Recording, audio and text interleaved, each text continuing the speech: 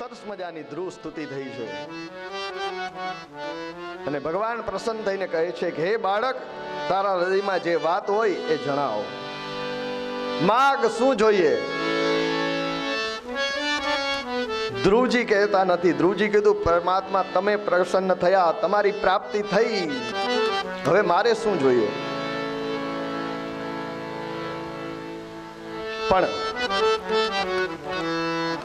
ભગવાન અંતર્યામી છે. શાના માટે ધ્રુવે તપશ્ચર્યા ચાલુ કરી ભગવાનને ખબર છે. એટલે કહે છે કે હે બાળક, તારા મનની વાત હું જાણું છું, તારા હૃદયની વાતને હું જાણું છું, એટલે તને વરદાન આપું છું કે જા, તને દુર્લભ એવું ધ્રુવ પદ પ્રાપ્ત થશે. તારા પિતા તને રાજગાદી ઉપર બેસાડશે, તું રાજા બનીશ. 36,000 વર્ષ સુધી તું રાજ ભોગવીશ અને પછી મારું મોકલેલું વિમાન તને લેવા આવશે. સપ્ત ઋષિઓ જેની પ્રદક્ષિણા કરે છે એવું ધ્રુવ અચળ સ્થાન એ હું તને આપીશ. વરદાન આપી ઠાકોરજી અંતર ધ્યાન થયા. ધ્રુવજી કચવાતા મને પાછા આવ્યા. વિદુરજીએ કીધું કે ભગવાન મળી ગયા પછી કેમ કચવાટ? તો મૈત્રેયે કીધું કે ધ્રુવજી વિચાર કર્યો કે મુક્તિના દેનારા શ્રી હરિ મળ્યા અને હું મુક્તિ ન માગી શક્યો. ભગવાને મને જે દીધું રાજગાદી, આ સંસાર જ દીધો. 36,000 વર્ષ સુધી જીવવું તો ખરી ને, રાજકાજ તો કરવું ને, તાજ તો માથે લેવો ને. એના કરતા પરમાત્મા મળ્યા હતા, સાક્ષાત્કાર થયો. મુક્તિ માગી લઉં તો મોક્ષ અત્યારે જ મળી જાત ને. આટલા 1000 વર્ષોથી રાહ શું કામ જોવી? એટલે મન કચવાય છે ધ્રુવજીનું કે મારે મુક્તિ માગવી હતી, એને બદલે ભગવાને જે દીધું એ મેં લઈ લીધું. પણ ભગવાન ઈચ્છે છે કે ધ્રુવ જેવો ભગવત ભક્ત રાજા બને, કારણ કે યથા રાજા તથા પ્રજા. જેવી રાજા હોય એવી પ્રજા, જેવો રાજા હોય એવી પ્રજા થાય. ધ્રુવના હાથે ભગવાન શાસન કરાવવા માંગે છે, એટલા માટે ધ્રુવને 36,000 વર્ષનું રાજ્ય આપ્યું. પછી તો ધ્રુવજી પાછા આવ્યા, પિતાએ સ્વાગત કર્યું, પરમ આનંદ થયો. ઘરે આવીને સૌ પ્રથમ ધ્રુવજી પોતાની અપરમાં સુરુચિને પગે લાગે છે. રામાયણની અંદર રામજી પાછા આવીને કૈકેયીને પગે લાગે છે, ને અહીંયા ધ્રુવજી પાછા આવી અને સુરુચિને પગે લાગીને કહે છે કે માં, તે જો મને કીધું ન હોત ને તો હું જંગલમાં જાત નહીં ને પરમાત્માની મને પ્રાપ્તિ થાત નહીં. વંદન કરે છે અને વંદનમાં વેરને સમાવવાની તાકાત છે. સાચો વૈષ્ણવ હોય ને એ સૌને વંદે. સકલ લોકમાં સૌને વંદે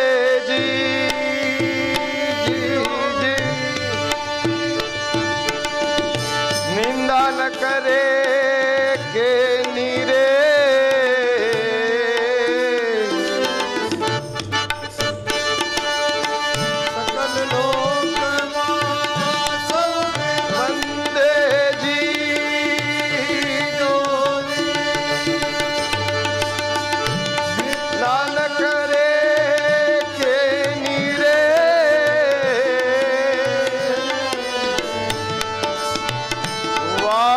કાચ મન નિશ્ચલ રાખે, વાચ કાચ મન નિશ્ચલ રાખે, ધન ધન જનની રે. વૈષ્ણવ જન તો એને કહીએ, વૈષ્ણવ જન તો એને કહીએ, પીડ પરાઈ જાને રે. વૈષ્ણવ જન તો એને કહીએ. સકલ લોકમાં સૌને વંદે. સાચો વૈષ્ણવ હોય ને એની અંદરથી વિરોધનો ભાવ જ હટી જાય, વેરનો ભાવ જ હટી જાય. જેમ શિવજી એટલે શ્રેષ્ઠ વૈષ્ણવ છે. વૈષ્ણવા નામ યથા શંભુ, એને કોઈ પ્રત્યે વેર જ નહીં. દક્ષ પ્રજાપતિ આ કર્યું તો એ વેર. સકલ લોકમાં સૌને વંદે, નિંદા ન કરે એની રે. વાચ કાચ, જીભ ઉપર કંટ્રોલ, કાચ ઉપર કંટ્રોલ. વાચ કાચ મન નિશ્ચલ રાખે, ધન ધન જનની એની રે. પછી તો ધ્રુવજીને રાજગાદી સોંપી અને ઉત્તાનપાદ સુનીતિને લઈ અને જંગલમાં ગયા, તપશ્ચર્યા કરી મોક્ષની ગતિને પામ્યા. આ બાજુ ધ્રુવજીના લગ્ન થયા છે શિશુમારની પુત્રી ભ્રમી સાથે, એમના લગ્ન થયા. કલ્પ અને વત્સર નામના 2 પુત્ર થયા. બીજું વાયુની પુત્રી ઈલાની સાથે ધ્રુવજીના લગ્ન થયા છે. એના દ્વારા ઉત્કલ નામનો એક પરમહંસ પુત્ર પ્રાપ્ત થયો છે. પછી તો એકવાર ધ્રુવજીનો ભાઈ ઉત્તમ મૃગિયા ખેલવા, શિકાર ખેલવા જંગલમાં ગયો. યક્ષોની સાથે એમનું યુદ્ધ થયું અને યક્ષોએ એને મારી નાખ્યું. જ્યારે આ સમાચાર મળ્યા ધ્રુવજીને કે યક્ષો દ્વારા મારા ભાઈની ઉત્તમની હત્યા કરવામાં આવીને મારી નાખવામાં આવ્યો છે, એટલે ધ્રુવજી યક્ષોની સાથે યુદ્ધ કરે છે. યક્ષોની આખી દાંતને મિટાવવા માટે તૈયાર થાય છે. આ બ્રહ્માંડની અંદર યક્ષ જ ન રહેવા દઉં એવી સંકલ્પ લઈ અને યુદ્ધ કરવા જાય છે. ત્યારે મનુ મહારાજ, ધ્રુવજીના દાદા, ઉત્તાનપાદમાં પિતા મનુ મહારાજ આવે છે, ધ્રુવજીને સમજાવે છે અને યુદ્ધ બંધ કરાવે છે. યક્ષોના અધિપતિ કુબેરની સાથે એની મૈત્રાચારી કરાવે છે અને કુબેર જ્યારે વરદાન માગવાનું કહે છે ત્યારે ધ્રુવજી ભક્તિનું વરદાન માગે છે. હે કુબેર ભંડારી, મને આપો તો ભક્તિ આપો. કુબેર એટલે ખજાનચી, તેઓના ખજાનચી છે, જે માગો એ એની પાસેથી મળે. પણ એની પાસે પણ ધ્રુવજી ભક્તિ માગે છે. પેલી બાજુ ઉત્તમ મૃગિયા ખેલવા ગયો અને પાછો ના આવ્યો, એટલે એની માં એને ગોતવા માટે જંગલમાં ગઈ. જંગલમાં ગોતતી હતી, એવામાં દાવાગ્નિ લાગ્યો. જંગલમાં એની મેળે આગ લાગે, એ દાવાગ્નિ લાગ્યો, એની અંદર એ બળી ગઈ. ઈશ્વરી સત્તાને જે લલકારે એનો આ જ હાલ થાય. પણ તાત્વિક અર્થે જોઈએ તો સુરુચિ કોણ હતી? સારી સારી રુચિ, સારું ખાવાની રુચિ, સારું પહેરવાની રુચિ, સારું બધું મેકઅપ કરવાની રુચિ. એ અમુક ઉંમર સુધી રહીએ. 90 વર્ષના ડોહીમાને લિપસ્ટિક દો ને એમ કહો કે બા લ્યો તો કરો તો કરે. એમાં હું થોડી હવે હારી લાગુ એમ કરી મૂકી દે.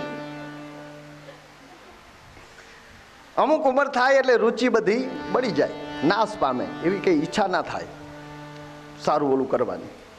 એ રાજગાદી ઉપર બેઠા ધ્રુવજી 36,000 વર્ષ સુધી રાજ કરી પોતાના સંતાનોને ગાદી સોંપી અને ક્ષત્રિયોને વનમાં ગમન કરી અને તપશ્ચર્યા કરીને ગતિ પામવાની. એટલે ધ્રુવજી ગાદી છોડી અને ગંગાના કિનારે જઈ અને તપ કરે છે.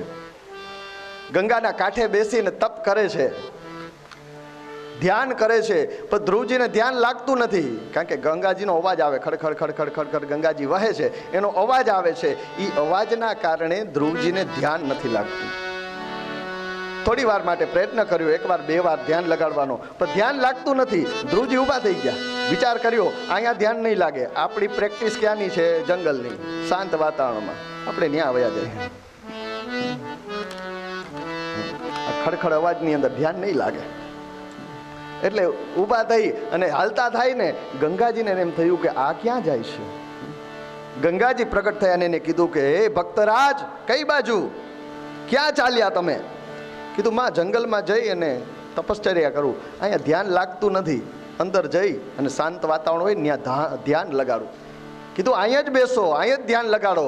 કીધું માં અહીંયા તું અવાજ બહુ કરે છે, કલકલ નાદ કરે છે, ખડખડ અવાજ બહુ તારો થાય છે, એટલે ધ્યાન લાગતું નથી.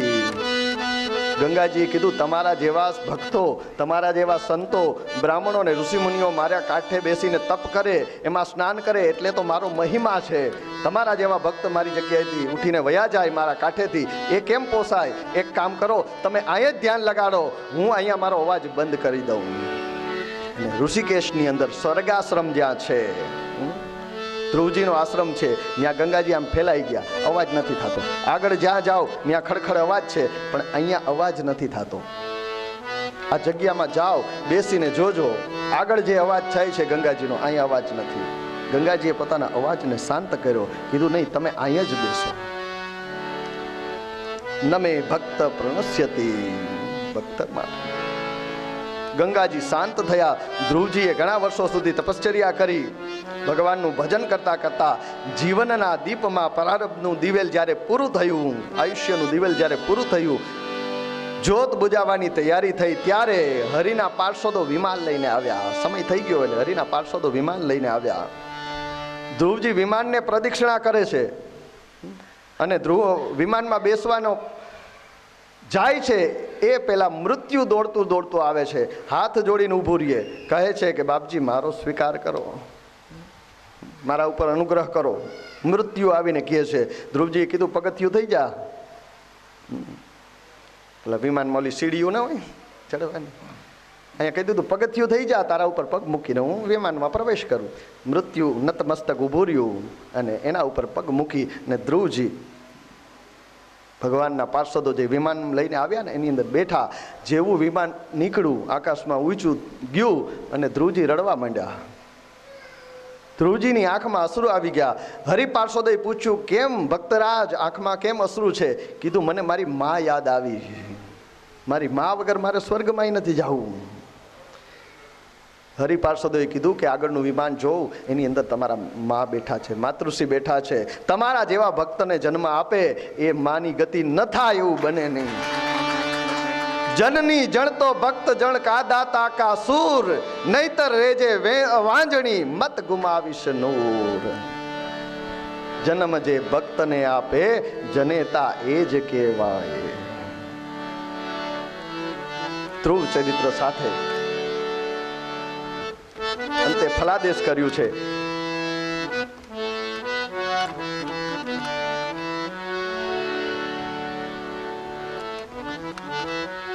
જે કોઈ આ ધ્રુવ ચરિત્ર વાંચશે, સાંભળશે, એને જીવનની સાચી દિશા મળશે. એ આ ધ્રુવ ચરિત્રનું ફલકથન છે. અત્યારે તો બધા યંત્ર આવી ગયા, મોબાઈલમાં હોકા યંત્ર છે એટલે જોઈ લે. પહેલાના સમયની અંદર કોઈ નાવિક દરિયાની અંદર ભૂલો પડી જાય તો એ દિવસે એમનેમ રે, રાતની રાહ જોવે. રાત પડે અને ઉત્તર દિશા કઈ એ ધ્રુવનો તારો દેખાડે છે. એમ આપણે પણ ધ્રુવ ચરિત્ર સાંભળીએ એટલે આપણે જીવનની સાચી દિશા પ્રાપ્ત થાય છે. એવી ધ્રુવ ચરિત્રની આ કથા પરમાત્માના ચરણોની અંદર સમર્પિત કરીએ. ત્રીજું પ્રકરણ કામ પ્રકરણ છે. એ કામ પ્રકરણની અંદર 11 અધ્યાયનું આ કામ પ્રકરણ છે, એની અંદર આપણે પ્રવેશ કરીએ. ધ્રુવજીના વંશમાં આગળ જતા અંગ નામના ભગવત ભક્ત રાજા થયા. એ અંગને ત્યાં વેન નામનો એક દુષ્ટ પુત્ર થયો. એ પુત્રના ત્રાસથી, એ દુષ્ટ પુત્ર છે અને એ પિતાનું કહેવું માનતો નથી. અંગ રાજા તો ભગવત ભક્ત છે, પણ આ દુષ્ટ થયો એટલે એનાથી કંટાળી અને અંગ રાજા એક દિવસ રાત્રિના સમયે છુપી રીતે રાજપાઠ છોડી અને જંગલમાં ચાલ્યા ગયા. પેલી બાજુ રાજા વગરનું રાજ્ય થયું એટલે ઉદ્દંડ લોકો હાવી થયા. ચોરી થવા લાગી, લૂંટફાટ થવા લાગી. રાજા કોઈ નહીં, સજા કરનારું કોઈ નહીં. સરકાર ન હોય તો સજા, પોલીસ ખાતું ન હોય તો જેમ તેમ હાલે ને બધું. ગામડામાં પોલીસ ખાતું ન જોઈએ, સિટીમાં પબ્લિક વધુ એટલે વધુ જોઈએ ને. ચોરાહે ઊભા હોય એટલે દંડ દેનારું કોઈ ન રહ્યું, રાજા ન રહ્યો એટલે ચોરી લૂંટફાટ થવા લાગી. ઋષિઓને લાગ્યું આ તો બરાબર નહીં, એટલે એણે વેનને, રાજકુમાર હતો વેન, એને રાજા બનાવ્યો, રાજપદે બેસાડ્યો. અને એ રાજા બન્યા ભેગી એવો કડક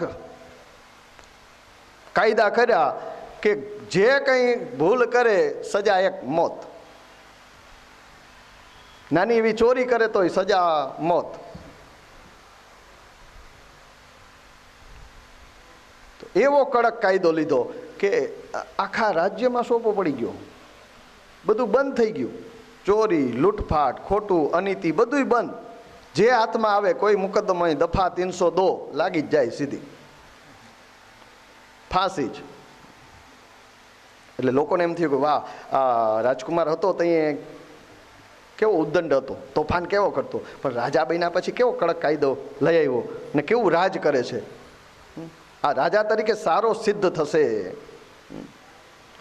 પણ બન્યું એવું કે વેન છે ને એ ભગવાનમાં ના માનતો, એટલે યજ્ઞ આગાદિક બધું બંધ કરાવ્યું, કોઈએ કંઈ કરવાનું નહીં. નાસ્તિક હતો, આસ્તિક નહોતો, નાસ્તિક હતો. એટલે ના પાડી, કોઈએ કંઈ પૂજા પાઠ કંઈ કરવાનું નહીં, કોઈએ સેવા કરવાની નહીં. મંદિરો બંધ કરી દો, હવેલીને તાળા મારી દો, બધું બંધ. યજ્ઞ આગાદી કોઈએ કરવાનું નહીં, કોઈ કૃષ્ણાર્પણ મસ્તુ કરવાનું નહીં, કોઈ રામાર્પણ મસ્તુ કરવાનું નહીં, કોઈ શિવાર્પણ મસ્તુ કરવાનું નહીં. હું રાજા છે એ જ તમારો ભગવાન. તમારે કરવું હોય ને તો વેનાર્પણ મસ્તુ કરવું, વેનને અર્પણ કરો છો. અને જે કંઈ હોય એ મને અર્પણ કરવું. પ્રજા ગુંગડાવવા માંડી, ધર્મથી વિમુખ થઈ પ્રજા ગુંગડાવવા માંડી. એવા સમયે ઋષિઓ આવ્યા, પ્રજાના હુંકારને જગાડ્યો અને વેનનો નાશ કર્યો, વેનને માર્યો. વેનના શબને એની માતા સુનીથાએ તેલની કોઠીમાં પૂરી સાચવી રાખ્યો.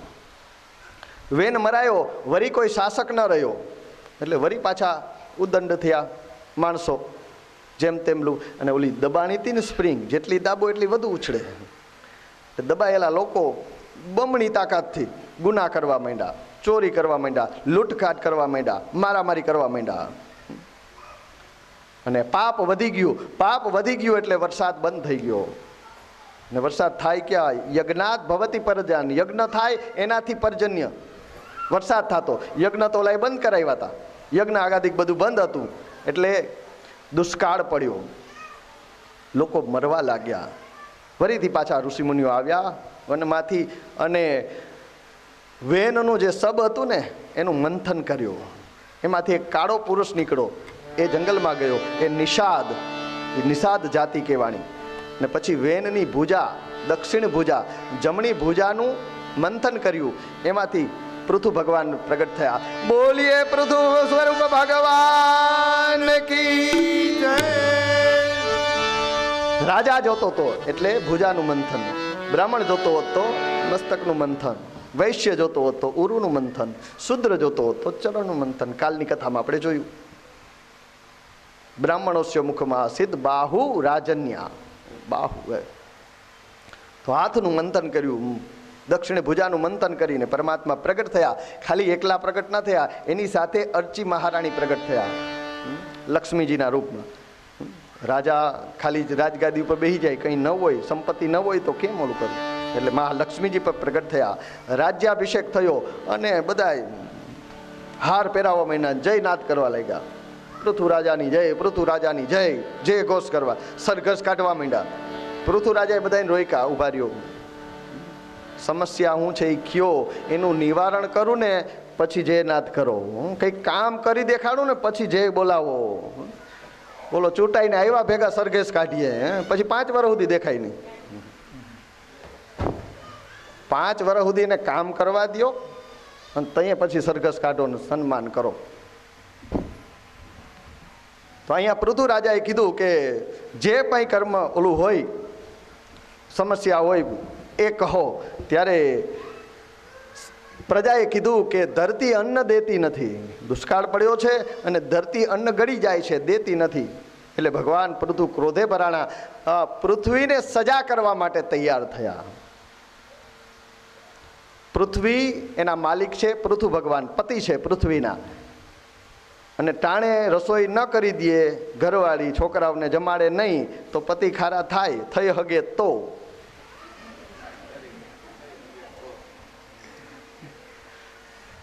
ટાણે કાં કરી નથી દેતી, વાતું જ કર્યા રાખે ફોનમાં.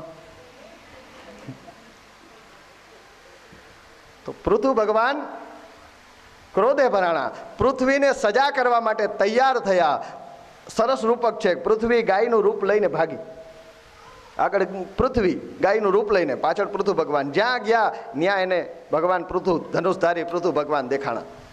કોઈએ આશરો ના આપ્યો, કોઈએ શરણ ના આપ્યું. અંતે પૃથુના શરણે આવ્યા અને એને કીધું મને માફ કરો, મને સજા ન કરો, મારો કંઈ વાંક નથી. કીધું તું અન્ન ન દીધી, તારો વાંક નહીં. આપણી પ્રજા, તું પૃથ્વી છે, એને પોષવાની જવાબદારી તારી છે. જેને જે જોઈએ એ અન્ન આપવું એ જવાબદારી છે માની. મોટો દીકરો હોય તો એને એ પ્રમાણે જમાડવો, નાનો હોય તો એને એ પ્રમાણે, ધાવનું બાળક હોય તો એને એ દેવાનું. જેને જે જોઈએ એ દેવાની જવાબદારી માની છે. મોટો દીકરો મહેનત કરતો હોય તો એને 5 રોટલી 10 રોટલી દેવી પડે. ને ઝીણકો હોય આગળ કાલની કથામાં આવશે. પણ એ 2 માં ખાઈને પછી ત્રીજી માગે તો ડોરા કાઢે. માં કે નહીં પચે એવડું છે હજી, તું રહેવા દે ને. તો એ જવાબદારી છે માની. એટલે પૃથ્વીએ કીધું કે વાહ પ્રભુ, તમને મારો જ વાંક દેખાય છે. આ બધા આસુરી વૃત્તિવાળા થયા છે, ભોગ ભોગવવાવાળા થયા છે, દુષ્ટ થયા છે. દીકરા થઈને આવે તો થાય ને, લાગણીથી માગણી કરે તો મને વાલવું પડે, નહીં તો હું એ નાગણી થાઉં. અત્યારે ગાયના રૂપમાં છું, એને કયો વાછડો બનીને આવે, એને જે જોતું હોય હું આપીશ. એટલે પછી તો પૃથ્વીનું દોહન થયું છે. ઋષિ મુનિઓએ બૃહસ્પતિને વાછડો બનાવ્યા. બ્રહ્મ વિદ્યા, વાણી, બુદ્ધિ, કાન, મનના પાત્રની અંદર લીધું છે. સ્વર્ગના દેવતાઓએ ઇન્દ્રને વાછડો બનાવ્યા. સુવર્ણ પાત્રની અંદર દેહ બલિ અમૃત પ્રાપ્ત કર્યું છે. ગંધર્વોએ વિશ્વાવસુને વાછડો બનાવ્યા, સંગીતની વિદ્યા લીધી છે. પિતૃગણોએ અર્યમાને વાછડો બનાવ્યા, કવ્યાન માટીના પાત્રમાં લીધું છે. સિદ્ધ ગણોએ કપિલને વાછડો બનાવ્યા, અષ્ટ સિદ્ધિ એમને મળી છે. વિદ્યાધરોએ કપિલજીને વાછડો બનાવ્યા, એને આકાશગમનની વિદ્યા આપી છે. યક્ષ, રાક્ષસો, ભૂત, પિશાચો એણે રુદ્રને વાછડો બનાવ્યા, રુધિર આસવ ખપ્પરના પાત્રમાં લીધું છે.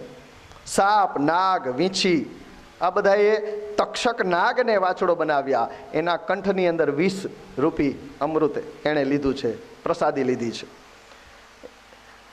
માનવોએ મનુને વાછડો બનાવ્યા, અન્ન આદિથી મેળવા છે. પૃથ્વીમાંથી જે જોઈએ એ મળે ને.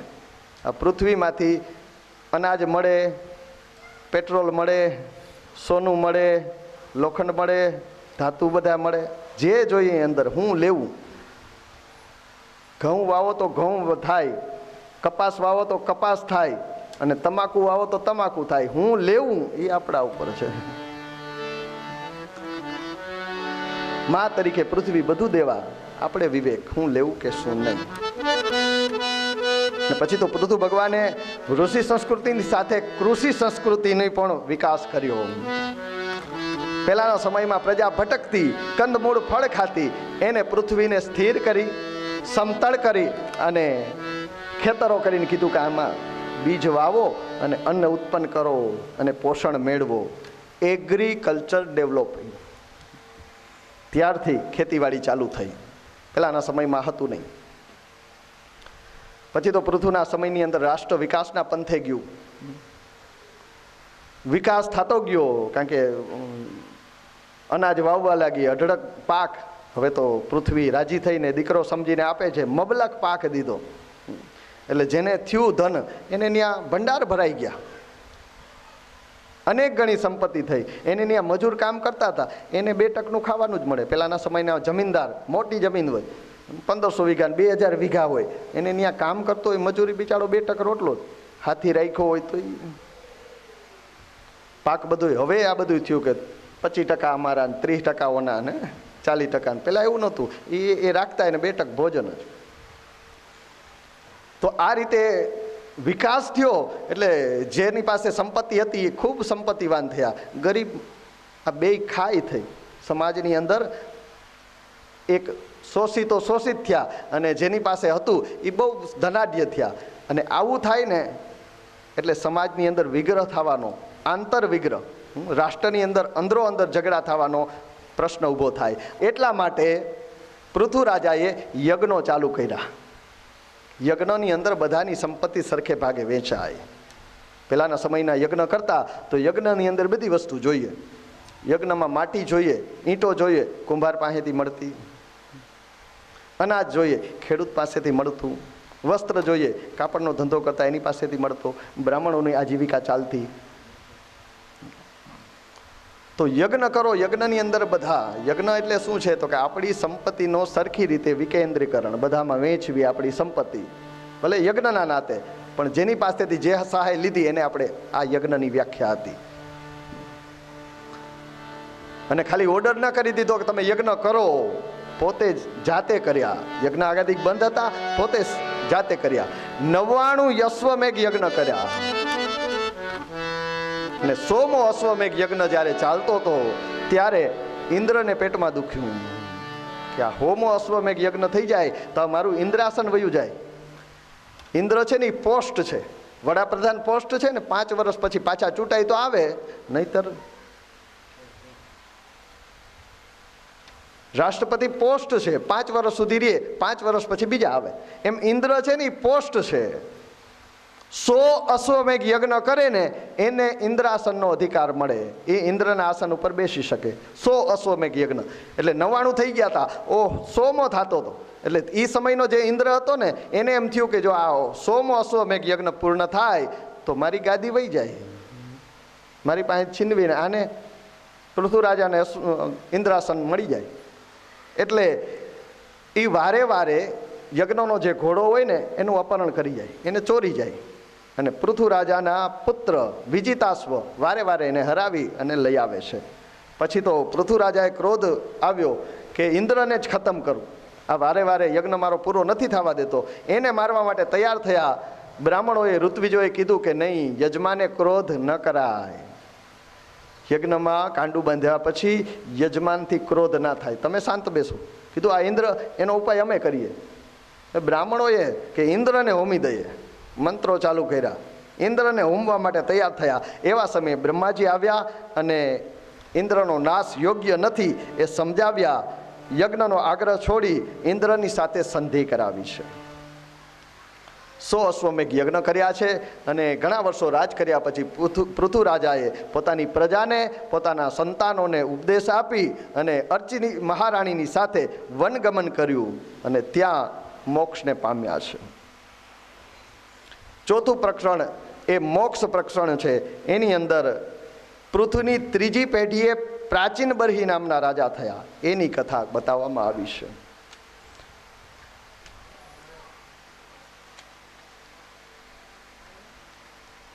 પ્રચેતાઓની કથા બતાવી અને ચતુસ્કંદને વિરામ આપ્યો છે.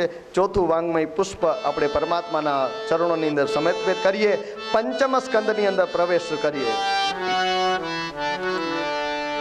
પાંચમે પ્રિય વ્રત વાત ભરતાખ્યાન કહ્યું, ભરતાખ્યાન કહ્યું. ભૂને ખગોળ કહીને, ભૂને ખગોળ કહીને નરકાખ્યાન કહ્યું. જય દેવ જય દેવ. પંચમ સ્કંદ પરમહંસોની સંહિતાની કથા છે. એક પરમહંસને એક ભક્તની કથા કહે છે.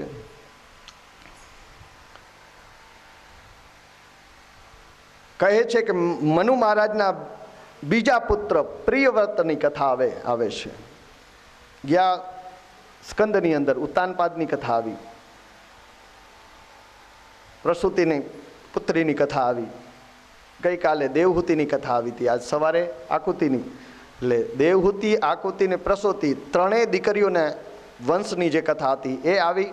ઉત્તાનપાદ મોટા દીકરાની કથા આવી. હવે લઘુભ્રાત, ઉત્તાનપાદના નાના ભાઈ લઘુભ્રાત પ્રિયવ્રત તાહી વેદ પુરાણ પ્રશંસહી જાહી.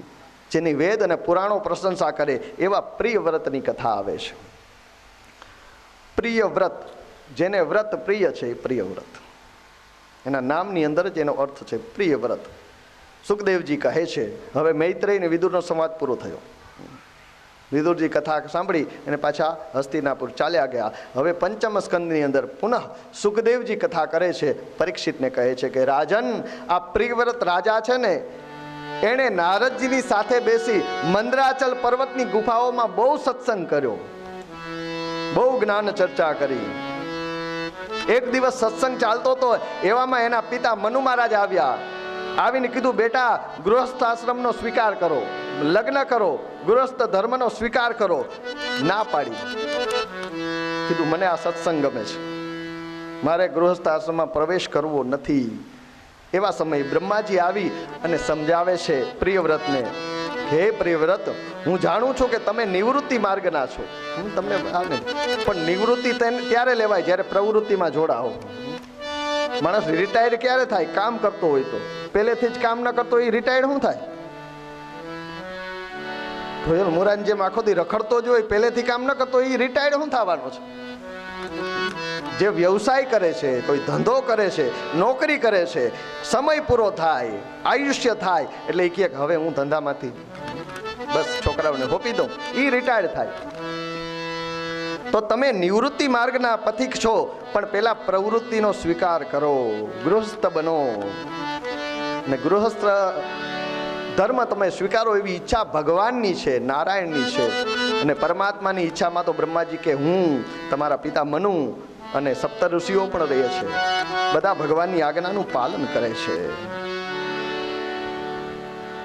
તમે ગૃહસ્થ આશ્રમનો સ્વીકાર કરો અને પછી આગળ વધો. ગૃહસ્થ આશ્રમ ધર્મની અંદર રહી લગ્ન જીવન સ્વીકારી અને તમે આગળ ધર્મના રસ્તે આગળ વધો. કોઈ યુવાનને શંકા ગઈ કે એવું બની શકે? લગ્ન કર્યા પછી એ ધર્મના રસ્તે જઈ શકે? એ યુવાન એ સમયે કબીરજી હતા, કબીર પાસે ગયો. કબીરજીને કીધું કે કબીર સાહેબ, એક વાત મનમાં નથી ઉતરતી, આપ સંસારમાં રહીને ભક્તિ કેમ? કબીર સંત હતા ને, જગ પ્રખ્યાત હતા, સંત કબીર. એટલે તમને સંત કહે છે, તમે ભક્ત માણસ છો, તો આપ સંસારમાં રહીને ભક્તિ કઈ રીતે કરી શકો છો? આ વાત મગજમાં ઉતરતી નથી. સંસારમાં રહીને ભક્તિ થઈ શકે? કબીરે કીધું હા થઈ શકે. કઈ રીતે? બેસ તને સમજાવું. યુવાનને બેસાડીને કબીરજીએ અંદર બૂમ પાડી. એ બહાર હતા ફળિયામાં, કાપડ વણતા હતા. બપોરનો સમય, દિવસનો સમય હતો, પૂર્ણ પ્રકાશ હતો ને કાપડનું વણાટકામ કરતા હતા. એમાં એણે અંદર બૂમ પાડી, સાંભળ્યું? દોરો તૂટી ગયો છે, દીવો લઈને આવો ને. બોલો જોવા માંડ્યો કે આટલો પ્રકાશ, આમાં દીવાની ક્યાં જરૂર છે? અને થોડી જ વારમાં એના પત્ની અંદરથી દીવો લઈને આવ્યા. કબીર જ્યાં બેઠા હતા એ દોરો તૂટ્યો તો ત્યાં દીવો રાખ્યો. કબીરજીએ એનામાં જોઈ હાંધી દીધો દોરો, હાંધી અને પછી કીધું હા હવે લઈ જાઓ, થઈ ગયું કામ. અને એ પાછા વયા ગયા. કબીરજીએ ઓલા યુવાનને કીધું કંઈ સમજાણું? કીધું સમજાણું, હું ગૂંચવાણું, હું સમજાણું? આટલો પૂર્ણ પ્રકાશ છે, આની અંદર તમે દોરો તૂટે છે ને તમારી પત્નીને બોલાવો છો, દીવો લઈને આવે ને એ આવે છે. કીધું એ જ કહું, આવી અનુકૂળ પત્ની મળે ને તો સંસારમાં રહીને પણ ભક્તિ થઈ શકે. આવી અનુકૂળ પત્ની મળવી જોઈએ, બે પૈડા હરખા હોવા જોઈએ. ભીખુદાન કહેતા એમ ટ્રેક્ટરનું ને એક સ્કૂટરનું હાલે નહીં. તો એ તો કદનું કહેતા હતા, પણ વિચારો પરમદીની કથામાં જોશું એ આ વાત આવશે કે વિચારો કેટલા સામ્ય હોવા જોઈએ. રૂક્ષ્મણીના પત્રની અંદર આપણે એ ચર્ચા કરશું. તો આવું અનુકૂળ પાત્ર મળે, આવું અનુકૂળ પત્ની અથવા પતિ મળે, બેયની અનુકૂળતા હોય તો સંસારમાં રહીને ભક્તિ થઈ શકે છે. પ્રિયવ્રતને કહેવામાં આવ્યું કે તમે ગૃહસ્થ આશ્રમનો સ્વીકાર કરો. પછી તો પ્રિયવ્રતે ગૃહસ્થ આશ્રમનો સ્વીકાર કર્યો છે અને ત્યાં 10 દીકરા થયા છે. અગ્નિગ્રહ, ઇદ્મજીહ્વ, યજ્ઞબાહુ, મહાવીર, હરિરેતા, ધૃતપૃષ્ટ, સવન, મેધાતિથિ, વિતિયોત્ર અને કવિ. આ 10 પુત્રો થયા. એમાંથી કવિ, સવન ને મહાવીર એ પરમહંસ રહ્યા. 7 પુત્રોએ આગળ સંસાર માંડ્યો, આ પરમહંસ રહ્યા છે. આ બધા નામ ને શ્લોક હું એટલે બોલું છું કે મારા પિતૃઓની કથા છે, એ જેટલા શ્લોક સાંભળે ને, શાસ્ત્રની આજ્ઞા છે કે વક્તાએ જેટલા બની શકે એટલા, આખું તો પારાયણ અહીંયા થાય જ છે, પણ અહીંથી પણ જેટલા શ્લોકો બોલાય, જેટલા નામ બોલાય, ભાગવતમાં એક અક્ષર પણ નકામો નથી. એક અક્ષર પણ નકામો નથી. એવો કોઈ અક્ષર મૂકવામાં આવ્યો હોય કે જે કામનો ન હોય, એનો કંઈક અર્થ થાય છે. એટલે શક્ય એટલા નામ બોલવાની કોશિશ કરું છું. તો આ 10 પુત્ર થયા. બીજી પત્નીમાં ઉત્તમ, તામસ ને રેવત નામના 3 પુત્ર થયા છે. એમ કહેવાય છે કે પ્રિયવ્રતે ઉત્તમ રીતે રાજ્ય કર્યું. 110 કરોડ વર્ષ સુધી એમણે રાજ ભોગવ્યું. એનો અર્થ એવો થાય કે એણે જે વ્યવસ્થા સેટ કરી હતી ને એ 110 કરોડ વર્ષ સુધી હાલી. એ રીતે રાજ એમનું ચાલ્યું. પછી એક દિવસ પ્રિયવ્રત મહેલમાં બેઠા છે, અંધારું થઈ ગયું, સાંજ ઢળી અંધારું થઈ ગયું. એનો સેવક જે દરરોજ દીવો પેટાવી દેતો, ફાનસ પેટાવી દેતો, એને આજે મોડું થયું. ને અંધારું પહેલી વાર જોયું પ્રિયવ્રતે. કીધું આ શું થયું? કીધું સૂર્ય અસ્ત થઈ ગયો. પેલા સેવકને પૂછ્યું કેમ સૂર્ય અસ્ત કેમ થઈ ગયો ભાઈ? કીધું એ તો પૃથ્વી ફરે છે, એ એના સ્થાને છે, સૂર્ય અસ્ત થઈ જાય, દરરોજ કાયમ અસ્ત થાય છે. તો કે આપણે તો પ્રકાશ હોય કે આજે દીવા પ્રગટાવવાના રહી ગયા, મોડું થઈ ગયું એટલા માટે. એમ ના ચાલે. રાજા છે ને ભાઈ, રાજા વાજા મનમાં આવે એમ ના ચાલે. હું સૂર્યને મારા મહેલની અંદર પ્રસ્થાપિત કરીશ, રાખી દઈશ કાયમ માટે, 24 કલાક અજવાળું રહે. એટલે રથ લઈને સૂર્યની પાછળ પડ્યા. સૂર્યની પાછળ 7 રાઉન્ડ માર્યા એમ કહે છે. 7 ફેરા ફેર્યા સૂર્યને પકડવા. એના રથના ચાલવાના જે ખાડા થયા, જે ચીલા થયા, એની અંદર પાણી ભરાણું અને કહેવાય એ સમુદ્રો થયા. 7 સમુદ્ર થયા અને પૃથ્વીના 7 ભાગ પડ્યા. 7 ઓલા સમુદ્રો થયા, 7 એ 7 ખંડ થયા. પહેલે દિવસે જ્યારે દેશ સુધી સાંભળી હશે એની અંદર શાસ્ત્રીજીએ તમને કીધું 7 દ્વીપો છે. જંબુદ્વીપ, પ્લક્ષ, સાલમલી, કુંસ, કૌંચ, શાક અને પુષ્કર. આ 7 દ્વીપો થયા. એને અટાણે આપણે 7 ખંડ કહીએ છીએ. એશિયા ખંડ, યુરોપ ખંડ, આફ્રિકા ખંડ, ઉત્તર અમેરિકા ખંડ, દક્ષિણ અમેરિકા ખંડ, ઓસ્ટ્રેલિયા અને જ્યાં બરફ છે એટલાન્ટિકા. 7 ખંડ. પહેલાના સમયની અંદર 7 ખંડનું નામ જંબુ, પ્લક્ષ, સાલમલી, કુંસ, કૌંચ, શાક અને પુષ્કર હતું. 7 પ્રકારના સમુદ્ર તેથી દેશ સુધીમાં તમે સાંભળ્યું છે. મીઠા પાણીનો, ખારા પાણીનો, દૂધ જેવો, ઘી જેવો, મધ જેવો. એ હોય નહીં પણ એવો દેખાય કે જાણે મધ પડ્યું હોય. ઘી જેવો સમુદ્ર દેખાય. ક્યાંક અમુક જગ્યાએ જાય તો કેવું બ્લુ બ્લુ પ્રાણી. અલગ અલગ પ્રકારના એ 7 સમુદ્રો. આજના ભૂસ્તર શાસ્ત્રીઓ જે છે ને એ પણ સ્વીકારે છે કે પહેલાના સમયની અંદર કરોડો વર્ષ પહેલા પૃથ્વી એક જ ખંડ હતી, પછી એના ટુકડા થયા, એના વિભાજન થયા અને પછી અલગ અલગ દેશો થયા. પછી 7 દ્વીપો હતા. એનું રાજ્ય 7 દીકરાઓને સોંપી અને પ્રિયવ્રત રાજા ગતિ કરે છે. એના મોટા દીકરા અગ્નિગ્રેય, એના લગ્ન જેમની સાથે થયા એ પણ મંદરાચલની પર્વતની ગુફામાં ભગવાનનું ભજન કરતા હતા, બ્રહ્મદેવનું આરાધન કરતા હતા. ત્યારે બ્રહ્માજીએ એના લોકમાં રહેલી પૂર્વચિત્તી નામની અપ્સરાને એની પાસે મોકલી. એની આરે સંસાર માંડી અને એમને ત્યાં નાભી, કિમપુરુષ, હરિવર્ષ, ઇલાવૃત, રમ્યક, હિરણમય, કુરુ, ભદ્રાશ ને કેતુમાલ એટલા દીકરા થયા. 9 દીકરા થયા. મેરુદેવીની 9 પુત્રીને સાથે એ બધાના લગ્ન થયા. રાજાએ એના 9 પુત્રોને જંબુદ્વીપના ભાગ પાડીને દઈ દીધા. એને બધાને રાજા બનાવ્યા. અને આગળ જતા એમાં જે નાભી રાજા હતા એની પત્ની મેરુદેવી એકાગ્રચિત્તે ભગવાનનું યજન કરતા હતા અને એ નાભી રાજાને ત્યાં સ્વયં ભગવાન પ્રગટ થયા. બોલીએ ઋષભદેવજી ભગવાન કી જય. ઋષભદેવ સ્વરૂપ ભગવાન કી જય. ઋષભદેવજી પ્રગટ થયા. પ્રિયવ્રતના વંશની અંદર ઋષભદેવજી પ્રગટ થયા. એ ઋષભદેવજી નિવૃત્તિનો માર્ગ બતાવવા માટે આવ્યા છે. જ્ઞાન માર્ગ અને સાંખ્ય માર્ગે બતાવવા માટે આવ્યા છે. આપણા વૈષ્ણવોના 8મા અવતાર છે. 24 અવતાર છે આપણા ભગવાનના નારાયણના, એમાંથી 8મો અવતાર, 8મો અવતાર. અને જૈનોના પ્રથમ તીર્થંકર વૃષભદેવજીથી જૈન ધર્મ ચાલુ થયો. જૈન ધર્મની અંદર જે નીતિ નિયમો છે એ વૃષભદેવજીએ શરૂ કર્યા. અને મનુ અને શત્રુપાના 5 સંતાન કેવા દિવ્ય. દેવહૂતિ માતાએ કપિલ ભગવાનને જન્મ આપ્યો. આકુતિએ યજ્ઞ નારાયણને જન્મ આપ્યો. પ્રસૂતિએ જગતજનની જગદંબા માં ભવાનીને જન્મ આપ્યો. ઉત્તાનપાદના વંશની અંદર ભગવાન પૃથુરાજા આવ્યા અને અહીંયા પ્રિયવ્રતના વંશની અંદર સાક્ષાત ઠાકોરજી ઋષભદેવજી સ્વરૂપે પ્રગટ થયા છે. ધીરે ધીરે ઋષભદેવજી મોટા થવા લાગ્યા. યજ્ઞોપવિત સંસ્કાર આપવામાં આવ્યા. ગુરુગૃહે ભણવા ગયા. ભગવાન પણ એમ કહે છે કે ભલે હું મનુષ્ય તરીકે આવું ત્યારે હું પણ ગુરુ ધારણ કરું છું. ગુરુનો મહિમા રામાયણની અંદર પણ ગુરુ ગૃહ ગયે પઠન રખુરાઈ અલ્પકાલ સબ વિદ્યા પાઈ. ભગવાન રામ પણ ગુરુગૃહે ભણવા ગયા હતા. ઋષભદેવજી પણ ગુરુગૃહે જઈ અને અભ્યાસ કરે છે.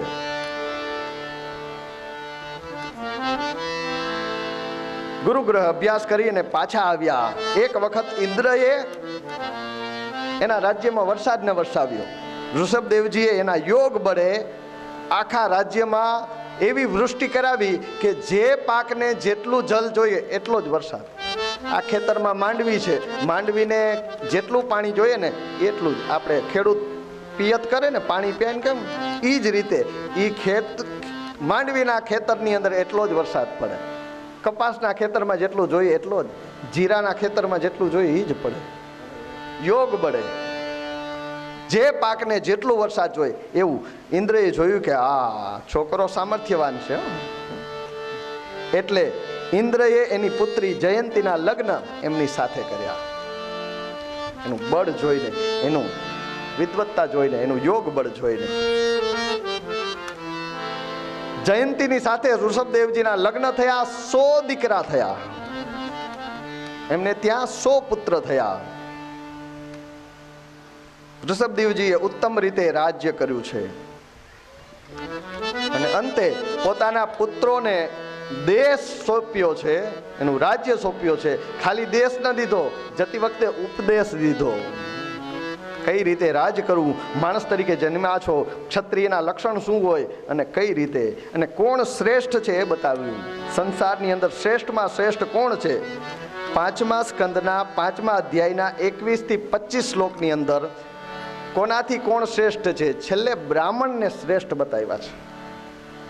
સૌથી શ્રેષ્ઠમાં શ્રેષ્ઠ હોય તો બ્રહ્મનિષ્ઠ બ્રાહ્મણ, દેવતાઓ કરતા પણ બ્રાહ્મણને શ્રેષ્ઠ બતાવ્યા. ભાગવત ખોલજો, 5મો સ્કંદ 5મો અધ્યાય અને 21 થી 25 શ્લોક વાંચજો અર્થ સહિત. ને પછી દીકરાઓને રાજગાદી સોંપી અને ઋષભદેવજી જંગલમાં ગયા છે. એનો દેહાધ્યાસ છૂટ્યો. દેહની જે માયા હતી એ છૂટી ગઈ. વસ્ત્ર છૂટી ગયા, દેહાધ્યાસ છૂટ્યો, દેહનું ભાન છૂટ્યું એટલે વસ્ત્ર છૂટી ગયા. પરમહંસ પરાને પામ્યા. પરમહંસને કઈ દશા ન હોય, એ કપડાં પહેરે તો પહેરે, ન પહેરે તો ન પહેરે, ખાય તો ખાય, ન ખાય તો ન ખાય. પરમહંસ ને પાગલ બે સૂતા હોય તો એ સરખા જ લાગે, એક સમાન જ લાગે. જ્યારે ઉઠી અને પરમહંસ ભગવાનનું સ્તવન કરે ત્યારે ખબર પડે કે આ પરમહંસ છે. અને ઓલો ગાંડો ઉઠીને સીધું કિક મારીને પીપ કરતી ગાડી ઉપાડે તો ખબર પડે આ ગાંડો.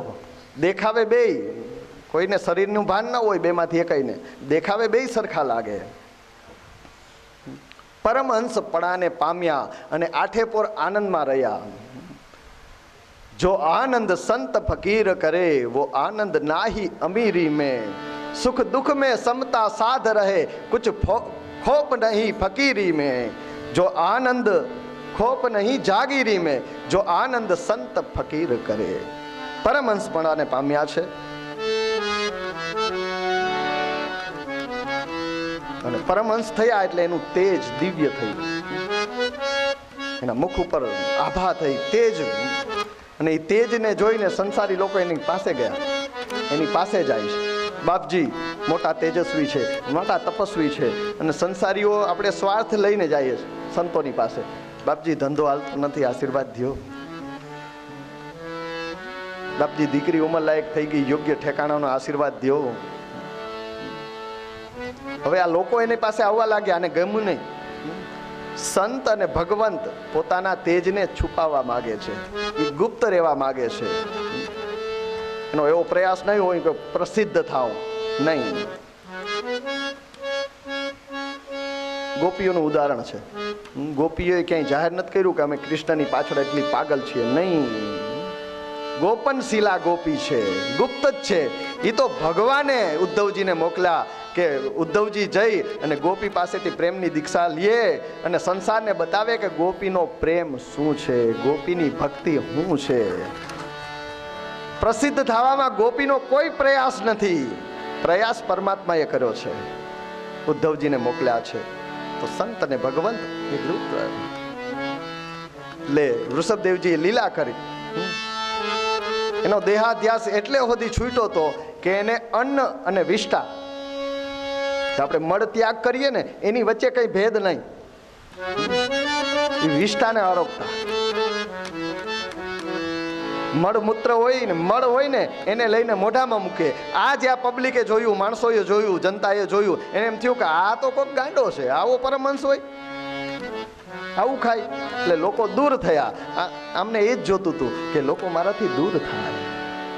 ને પછી તો એક વખત વનની અંદર વિચરણ કરતા હતા, એમાં દાવાગ્નિ લાગ્યો. ઋષભદેવજી પોતાના દેહને બચાવવાની કોશિશ ન કરી, કારણ કે દેહાધ્યાસ હતો જ નહીં, દેહનું ભાન જ નહોતું કે આ મારું શરીર. એ પોતાની આત્માને આત્મા જ સમજતા હતા, પરમહંસ થયા હતા. અને આત્મા અજર છે, અમર છે. આત્માને કોઈ બાળી નથી શકતું, કોઈ સુકાવી નથી શકતું, કોઈ પલાળી નથી શકતું, કોઈ નીચોવી નથી શકતું.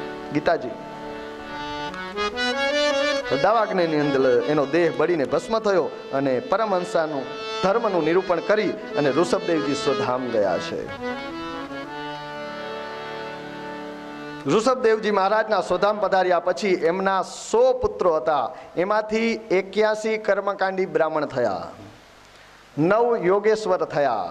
એકાદશ સ્કંદની અંદર 9 યોગેશ્વરની કથા આવશે. 9 યોગેશ્વર બન્યા. 9 પુત્રોને રાજ્યાધિકાર મળ્યો, 9ને રાજ્ય મળ્યું. અને સૌથી મોટા પુત્ર ભરત ભાઈઓને દિશાનું રાજ્ય સોંપી અને ચક્રવર્તી સમ્રાટ થયા, મહાપરાક્રમી. એ ભરતના નામ ઉપરથી એ પછી આપણા દેશનું નામ ભારત પડ્યું. એ પછી ભારત કહેવાયું. ભરત ચક્રવર્તી સમ્રાટ રાજા થયા. ભરત વિશ્વરૂપની પુત્રી પંચજનીને પરણ્યા. તેનાથી એને સુમતિ, રાષ્ટ્રભૃત, સુદર્શન, આવરણ, ધ્રુમ્રકેતુ 5 પુત્ર થયા. ભરતજીએ દિવ્ય રાજ કર્યું છે. પોતાના ઉત્તરાધિકારીને રાજ્ય સોંપી એમણે નિવૃત્તિનો માર્ગ લીધો. અનેક વર્ષો સુધી રાજ ભોગવી અને ક્ષત્રિયોની નિવૃત્તિ તો કે જંગલમાં જઈ, વનમાં જઈને તપશ્ચર્યા કરે. વન ગયા છે, વન ગમન કર્યું છે. ભરતજી ગંડકી નદીના કિનારે જઈ અને પુલાશ્રમની અંદર આવી અને ત્યાં રહે છે, તપશ્ચર્યા કરે છે. ગંડકી નદીમાંથી જે પથ્થર મળે એ શાલગ્રામ, આપણે જેને શાલિગ્રામ કહીએ ને, એ ગંડકી નદીમાંથી મળતો પથ્થર એ શાલગ્રામ છે. શાલિગ્રામ છે ભગવાન નારાયણનું, ઠાકોરજીનું એ સ્વરૂપ છે. ત્યાં વિષ્ણુ તીર્થ છે, ત્યાં જઈને ભગવાનનું ભજન કરવા લાગ્યા. સાધકે સાધના કરતી વખતે સચેત રહેવું જોઈએ, એલફેલ ન રહેવાય, સાવધાન રહેવાય, ન જાય એ જોવાનું.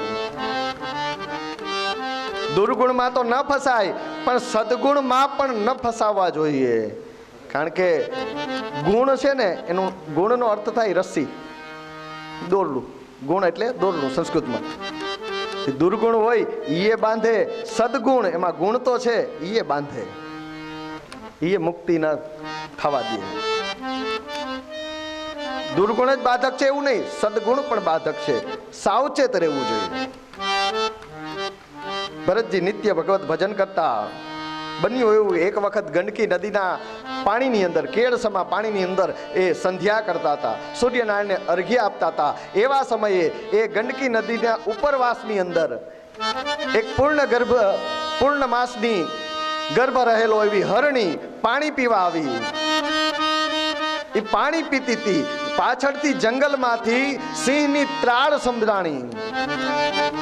હરણી ડરી ગઈ. હરણીને એમ થયું કે મારી પાછળ સિંહ આવી ગયો, હમણાં તરાપ મારીને મને મારી નાખશે, મને ખાઈ જશે. એટલે હરણી આ કાંઠે હતી, ત્યાંથી જેટલું હતું એટલું જોર કરી અને કૂદી સામે કાંઠે વહી જાઉં, હું બચી જાઉં. એ જોર કર્યું અને કૂદી, એમાં એનું બચ્ચું પ્રસવી ગયું. બળ કરવાથી બચ્ચું પ્રસવ્યું અને પાણીમાં, નદીમાં, ગંડકી નદીમાં જઈને પડ્યું. હરણી સામે કાંઠે જઈ પડી, મરી ગઈ. એ હરણીનું તાજું જન્મેલું બચ્ચું તણાતું પાણીમાં. ભરતજી જ્યાં અર્ઘ્ય આપતા હતા ત્યાં એની કમરે આવીને ભટકાણો. જોયું તાજું જન્મેલું બચ્ચું, એને ઉઠાવ્યું. ધ્રુજતું હતું. હિમાલય, ગંડકી નદી, નેપાળમાં પાણી ઠંડુ, ધ્રુજતું હતું. એને લઈ અને આસપાસ ચારે દિશામાં જોયું, કોઈ દેખાણું નહીં. ક્યાં હશે એની માં ખબર નહીં. એને લઈ અને પોતાની કુટીરમાં ગયા. ગંડકી નદીના કાંઠે જે નાનકડો એવો આશ્રમ બનાવ્યો હતો, કુટીર બનાવ્યું હતું, ત્યાં ગયા. ત્યાં જઈ ભઠ્ઠો કરી, તાપ કરીને એને શેક આપ્યો, એની ઠંડી દૂર કરી, એની સેવા કરવા લાગ્યા કે આ જીવ મરી જશે. આ એની માંથી વિખૂટો પડેલો જીવ. ભરતજીને એના ઉપર દયા આવી. દયા ગુણ છે, કોક ઉપર દયા આવે એ સદગુણ છે, સારો ગુણ છે. એને દયા આવી, એની સારવાર કરવા લાગ્યા, સેવા કરવા લાગ્યા.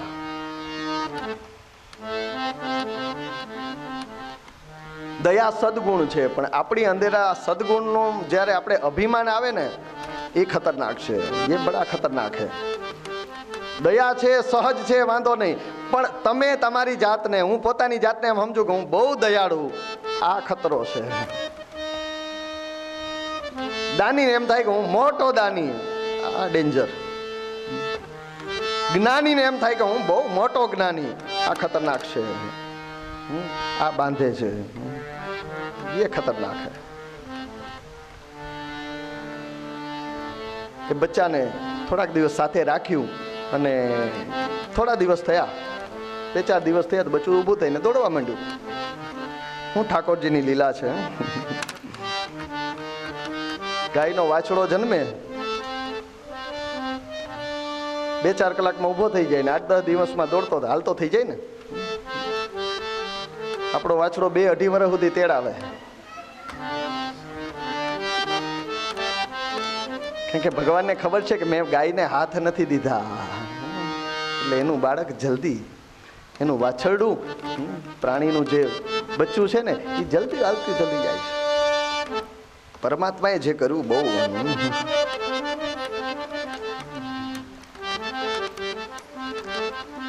ભરતજી સ્નાન માટે જાય, ઓલું બચ્ચું એની વાહે વાહે જાય.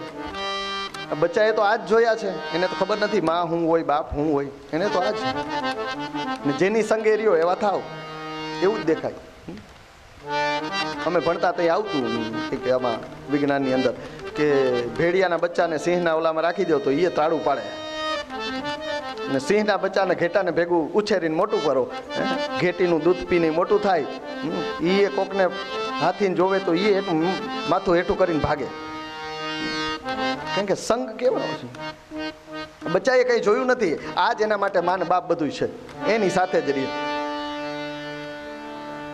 ભરતજી સ્નાન કરવા જાય ગંડકી નદીમાં તો બચ્ચું એની વાહે પડે. ભરતજી વરી એને કાઢીને કાંઠે મૂકે, વરી અંદર જાય તો વરી ભરતજી સંધ્યા પૂજા પાઠ કરવા બેઠે. બચ્ચું આમથી આમ દોડાદોડી કરે, એના પંચપાત્રને છિન્ન ભિન્ન કરે, ત્યાંથી નીકળે, એને જ ખબર ના પડે કે અહીંથી નીકળીશ તો આનું એના પાત્રો છિન્ન ભિન્ન થઈ જાય છે.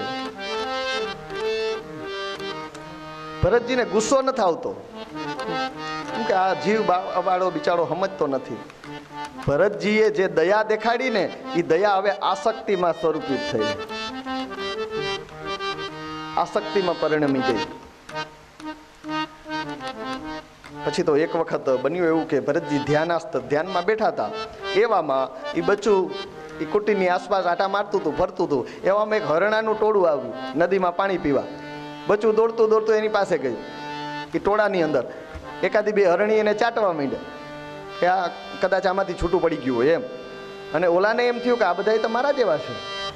બચ્ચું મોટું થયું હતું, એને જોયું કે આ બધા મારા જેવા છે, ઓલા દાઢીવાળા બાપુ તો મારા જેવા નથી લાગતા. એટલે પાણી પીને ઓલું હરણનું ટોળું ગયું, એના ભેગું બચ્ચું ભળી ગયું, એ વયું ગયું. હરણનું ટોળું અને સાથે પેલું બચ્ચું ચાલ્યું ગયું. આ બાજુ ભરતજી ધ્યાનમાંથી ઉઠ્યા, જોયું ક્યાંય બચ્ચી જોવા નથી મળતું, હરણનું બચ્ચું ક્યાંય જોવા નથી મળતું. દોડતા જાય, આમથી તેમ દોડી અને ગોતે છે, ક્યાં ગયું? કોઈ હિંસક પ્રાણી એને મારી તો નથી નાખ્યું ને, કોઈ એને ઉપાડી તો નથી ગયું ને. ભરતજીને દુઃખ થયું, ભરતજી રડવા લાગ્યા. ભરતજીની આસક્તિ એને રડાવે છે. અરે પાગલપનની હદ તો ત્યાં સુધી કે ભરતજી પૃથ્વીના વખાણ કરે છે કે હે પૃથ્વી તું ભાગ્યશાળી છે. એન કેન પ્રકારે ક્યાંક પણ તારા ઉપર એ હરણનું બચ્ચું આટા મારતું હશે, એના પગલા તારી ઉપર પડે છે. ભાગવતમાં વર્ણન છે.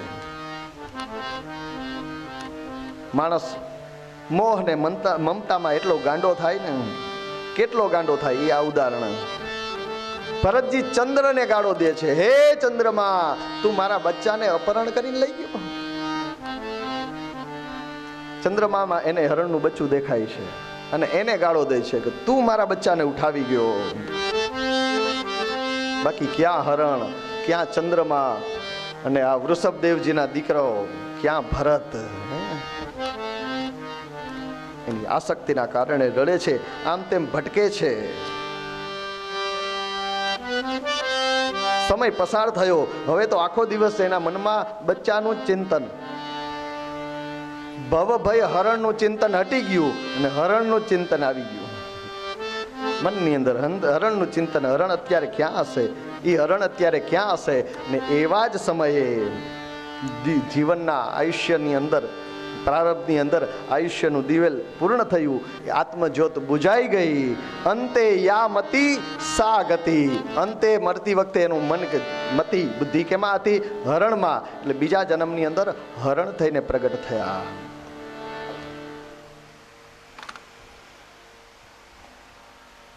ભરતજી હરણનું ચિંતન કરતા કરતા મર્યા. એટલે બીજા જન્મની અંદર કાલંજન પર્વત ઉપર હરણ તરીકે જન્મ્યા. એ પર્વતથી નીચે ઉતરી અને ઋષિનો આશ્રમ હતો ને, ન્યા આવીને રહે છે.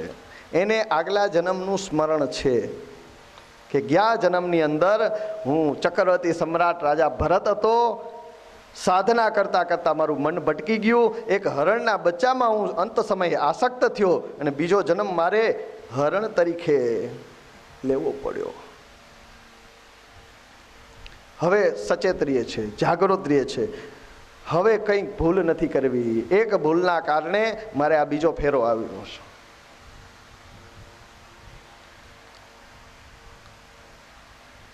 એ આશ્રમની અંદર આવે છે. ઋષિમુનિઓ જે જપ તપ કરે છે એને ઊભું ઊભું જોવે છે. યજ્ઞ આગાદિક થાય છે. કાન સરવા કરી અને યજ્ઞના જે મંત્રો છે એ સાંભળે છે. હરિનું સ્મરણ જાય છે. મનની અંદર એ હરિનું સ્મરણ કરે. બોલી તો નથી શકતા, હરણનું મુખ છે એટલે વાણી નથી, પણ મનમાં હરિનું સ્મરણ કરે છે અને ત્યાં હરિકીર્તન જે ગવાય છે એનું શ્રવણ કરે છે. આ રીતે એને હરણનો અવતાર પણ પૂર્ણ કર્યો. અને હરણનો અવતાર પૂર્ણ થયા પછી અંગીરા ગોત્રના એક સૂચિ શ્રીમંત બ્રાહ્મણને, ત્યાં એ બ્રાહ્મણને 2 પત્ની હતી. એક પત્નીમાં 9 દીકરા હતા અને બીજી પત્નીની અંદર એક જોડુલું પ્રગટ થયું, એક દીકરો અને એક દીકરી. એમાં દીકરા તરીકે ભરતજીનો જન્મ થયો છે. આ જન્મની અંદર પણ ભરતજીને પૂર્વના 2 જન્મનું જ્ઞાન છે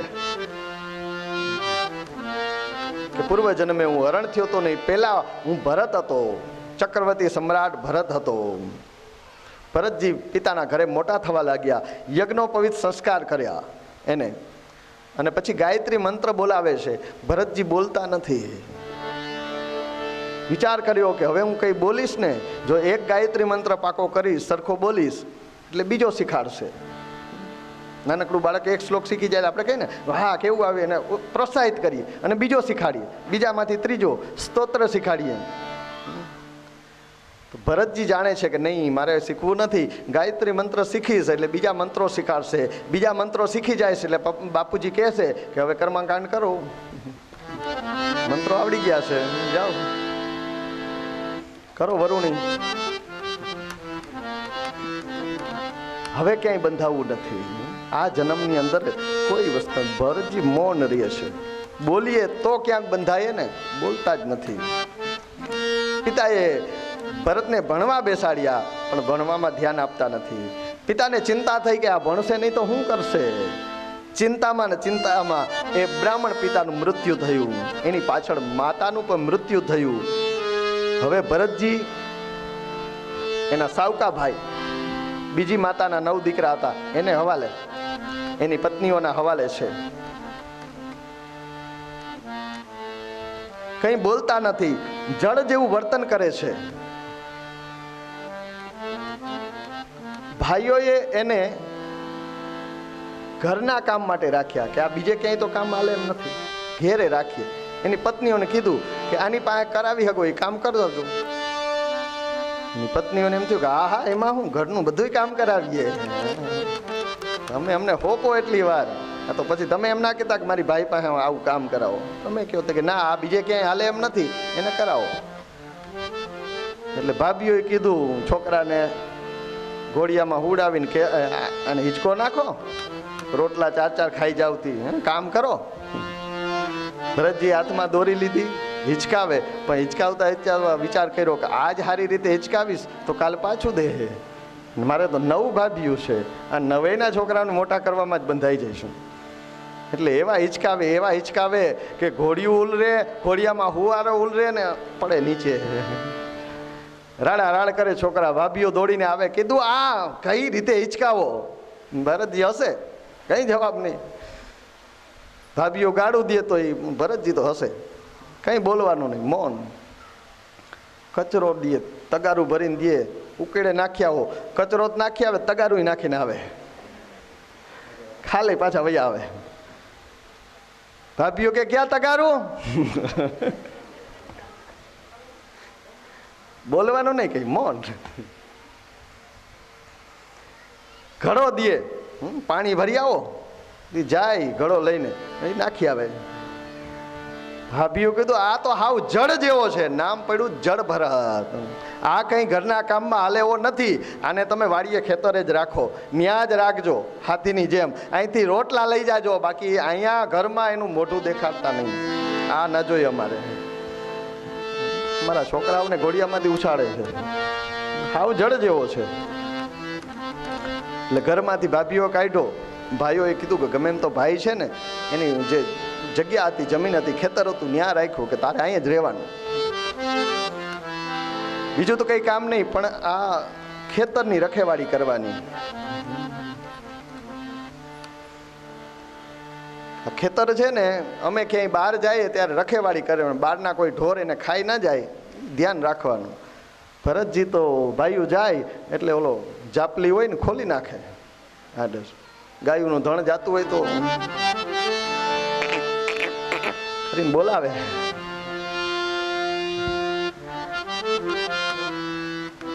ઉભો પાક થયો હોય, બાજરો, મકાઈ, ડુંડામાં પાક બેઠો હોય અને એને ક્યાંક પક્ષીને ઉડાડો, એને બદલે સામેથી બોલાવે, રામ કી ચીડિયા રામ કા ખેત, ખાલો ચીડિયા ભર ભર પેટ. મનમાં, મોઢેથી તો બોલે નહીં, આવી જાઓ.